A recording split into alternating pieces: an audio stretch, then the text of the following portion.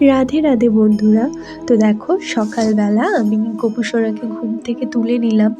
এবার ওর মুখটা ধুইয়ে ভালো করে মুছিয়ে নিয়েছি। আর গোপাল সোনা রোজ সকালে দুধটাই খায়।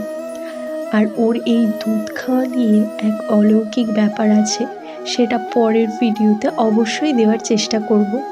তো সকালের খাবার খাওয়ানোর পরে ওকে স্নান করানোর জন্য আমি নিয়ে চলে এলাম। স্নান করানোর আগে ওকে ঘি এবং মধু মাখিয়ে দিই, তারপর একটি তুলসী পত্রের সঙ্গে গঙ্গা জল অর্পণ করি। এবার দেখো, সুন্দর একটা পোশাক পরে নিয়েছে আমাদের গোপু সোনা। আর যেহেতু এখন ভীষণ শীত, তাই ওকে সোয়েটারটা পরিয়ে দিলাম আর টুপিটাও পরিয়ে দিলাম। আর এখন চন্দন সহযোগে একটা তুলসী পত্র অর্পণ করলাম।